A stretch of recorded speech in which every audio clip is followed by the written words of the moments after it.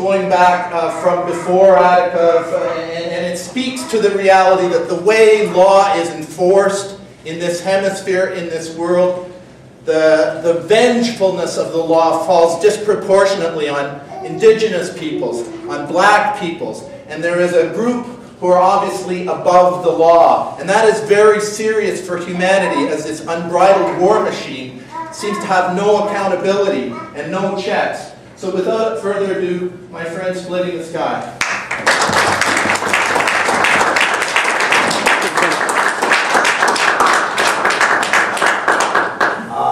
First of all, let me say thank you very much for all of you who have come here. It is really good to be back here and see many familiar faces. Right from the very onset, I think it's necessary for me to thank those of you in this room, and you know who you are, who have unequivocally helped me to get to today.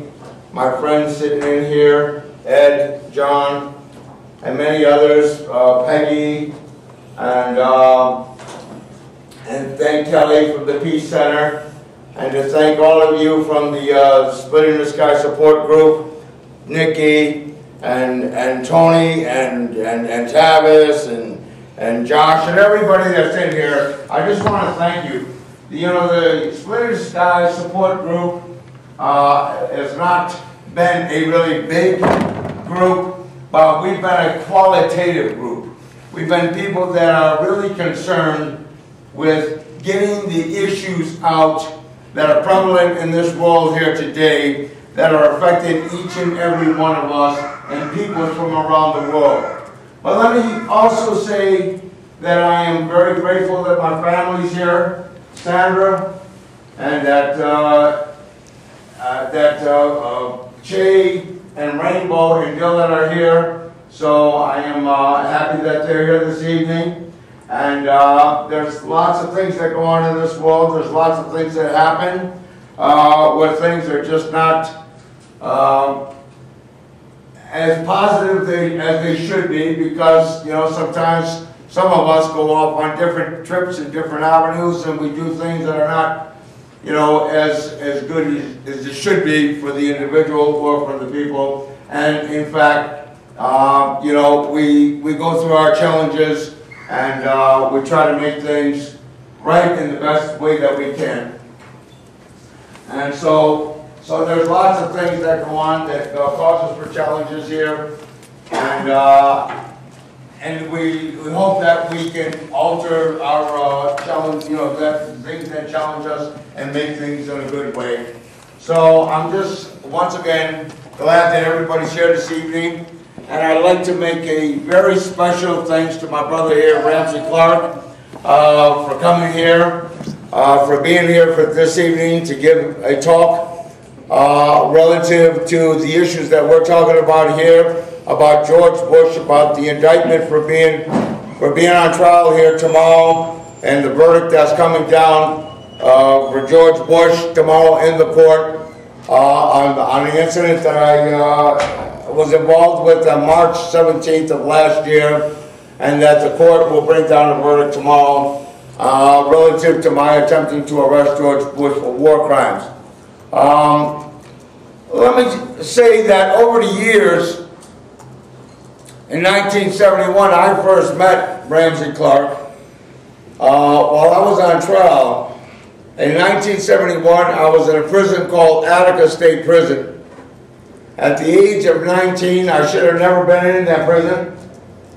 At the age of 19, when I went to Attica, there was an error. There was a time when the penal system was, within the penal system, there was massive racist repression by the guards that were in control of those penal colonies.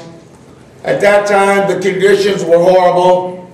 At that time, there were many, the prison administrators were mostly white, known, affiliated racist with organizations like the Ku Klux Klan and the John Bircher Societies. These guards had a practice of beating inmates literally to death for those who refused to conform to the prison life. During that time, there was an era of social resistance going on.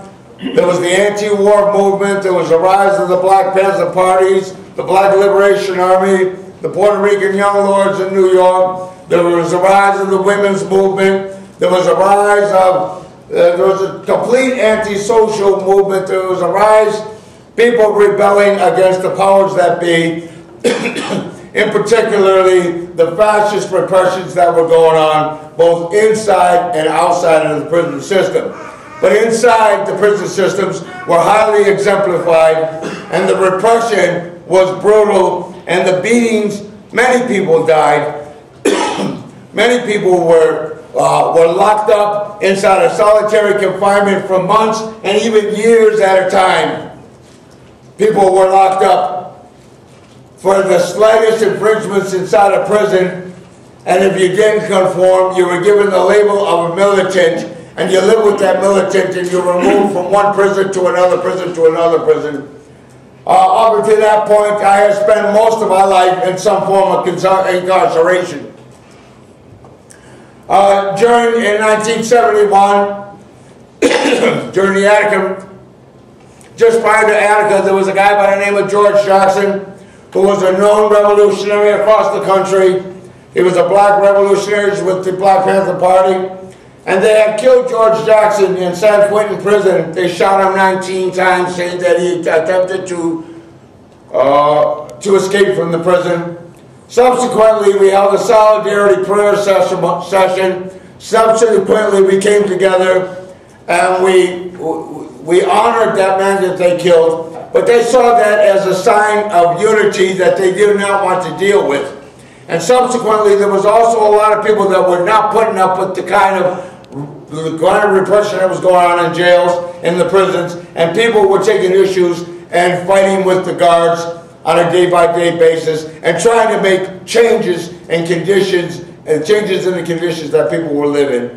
Anyways, to make a very long story short, another incident occurred 2 days before the rebellion. And on September the 9th that morning, when the black guy and the white guy were sent into solitary confinement, we had demanded that they bring these guys back out of solitary confinement. And what happened is that while we were all banded together and we all had a physical strike, a strike against food. We refused to take food and we refused to work. And what happened was the prisoners tried to lock us back up. An incident happened in the hallway, and the prison all of a sudden just blew up. In a matter of minutes, we had seized control of the whole penitentiary. We held the penitentiary for 5 days. We tried to negotiate with the state of New York on conditions, and some of us weren't satisfied to just try to do prison reform. We were moving actually to basically rid of the penal systems altogether. And eventually what happened, New York State sent in 1,000 state troopers. They got on top of the walls, and then they got inside of the hallways, and New York State launched a flurry of bullets.